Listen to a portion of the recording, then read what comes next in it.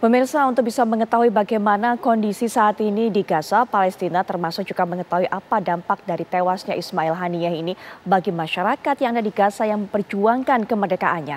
Nah, kita akan mendapatkan laporan dari relawan Mercy yang saat ini berada di Gaza, yaitu Fikri Rofiul Haq. Assalamualaikum warahmatullahi wabarakatuh. Selamat malam, Mas Fikri. Waalaikumsalam warahmatullahi wabarakatuh. Selamat siang waktu Gaza, Mbak Putri.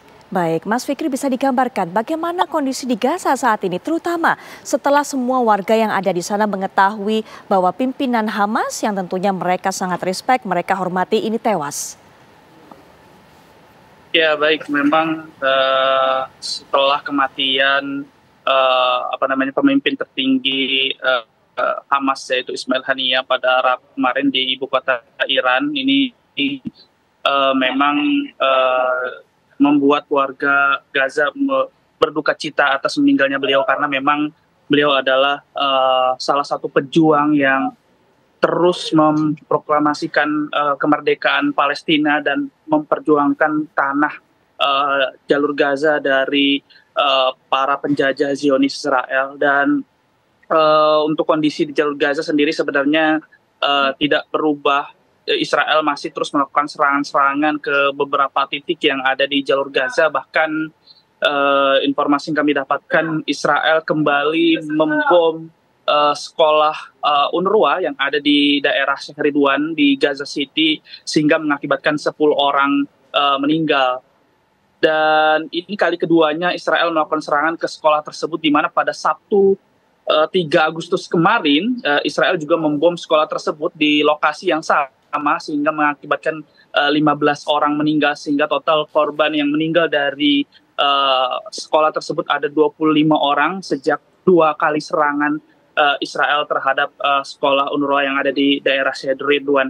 Dan kita tahu bahwa sekolahan ini menjadi salah satu tempat warga berlindung dari serangan-serangan Zionis Israel, namun Israel tidak memperdulikan apapun. Mereka menyerang fasilitas kesehatan seperti rumah sakit, fasilitas kesehatan yang lainnya, dan juga fasilitas umum seperti rumah warga sipil, dan juga sekolah-sekolah, baik sekolah PBB maupun sekolah pemerintah, ikut digempur oleh pihak Israel. Bahkan banyak dari warga yang mengungsi di sekolah-sekolah tersebut juga seringkali ditangkap oleh pihak Israel, diculik, lalu mereka interogasi dengan penyiksaan yang begitu hebat. Banyak sekali tawanan sandera-sandera Palestina yang dibebaskan, dan menceritakan kepada wartawan-wartawan lokal bahwa mereka mendapatkan siksaan seperti disetrum, mereka kurang makan, kurang tidur, bahkan informasinya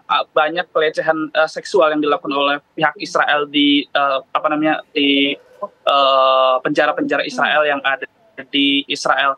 Dan ini juga membuat ketegangan yang begitu panas antara juga pejuang-pejuang Palestina dan juga tentara-tentara Israel, karena sampai detik ini pejuang-pejuang Palestina, terutama dari Brigade Al-Qassam, yaitu sayap militer Hamas, juga masih terus menggempur tentara-tentara Israel yang masih berada di jalur Gaza. Mereka terus menggempur tank-tank baja milik Israel, menembak mati tentara-tentara Israel, sehingga banyak korban dari kalangan tentara Israel yang berjatuhan sampai hari ini.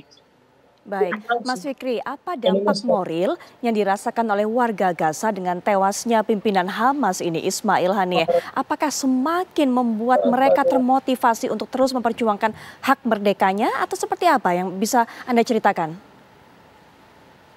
Ya baik, warga sendiri memang ya mereka berduka cita atas meninggalnya Ismail Haniyeh, namun tentunya ini tidak membuat putusnya semangat para warga untuk memperjuangkan tanah air mereka, baik dari pejuang-pejuang Palestina, dan mereka adalah warga Palestina juga. Mereka terus menggempur pihak Israel, bahkan warga sipil juga masih terus bertahan di tenda-tenda pengungsian yang kalau kita bisa bilang memang tenda-tenda pengungsian juga tidak menjadi tempat yang aman. Bahkan di daerah, salah satunya di daerah Al-Mawasi, tempat di mana para warga berkumpul, yang diberitahukan oleh pihak Israel adalah tempat lokasi safe zone ataupun tempat yang aman, dikatakan aman oleh pihak Israel atau diklaim tempat yang aman. Namun daerah Al-Mawasi tersebut sudah beberapa kali menjadi target serangan Israel, dan ratusan korban jiwa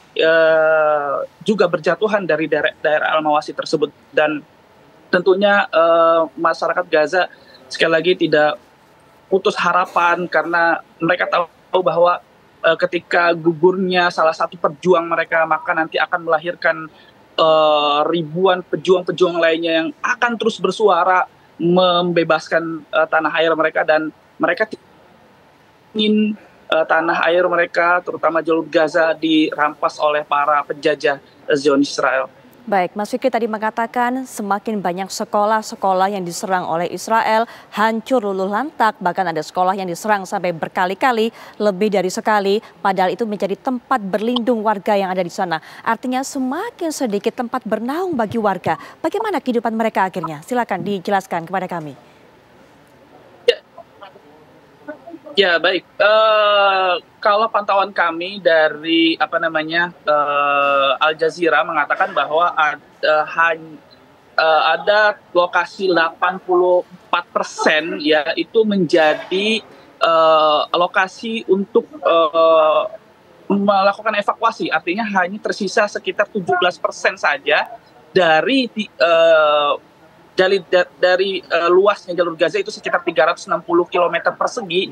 Hanya dari 17% dari 360 km persegi itu hanya untuk menjadikan tempat bernaung warga Gaza. Dan kita bisa bayangkan dengan daerah yang sekecil itu, dengan padatnya penduduk, karena penduduk Gaza ini ada 2,3 juta warga yang masih ada di jalur Gaza, dan tentunya mereka kehidupan dengan sangat sulit dan tidak normal tentunya, di mana mereka juga masih terus merasakan kesulitan untuk mencari air bersih, bahan pangan, ditambah lagi juga bantuan juga sangat menipis untuk masuk ke jalur Gaza. Walaupun memang beberapa bantuan berhasil masuk ke jalur Gaza, tapi bisa dikatakan bantuan itu kurang dari cukup ya, karena untuk mengatasi krisis-krisis yang ada di jalur Gaza.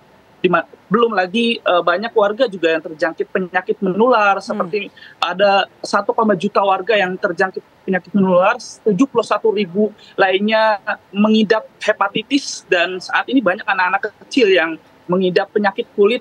Bahkan anak-anak tersebut sulit untuk tidur, bernafas, dan juga untuk makan dan untuk melakukan kegiatan sehari-hari, ditambah lagi dengan obat-obatan yang terus menipis, dan tentunya ini membutuhkan bantuan segera ataupun gencatan senjata secara cepat, atau minimal walaupun tidak permanen, gencatan senjata sementara untuk memasukkan bantuan-bantuan, karena pada gencatan senjata itulah bantuan akan masuk secara mudah dan juga banyak untuk mengatasi krisis-krisis yang dialami oleh masyarakat Gaza itu sendiri. Ya.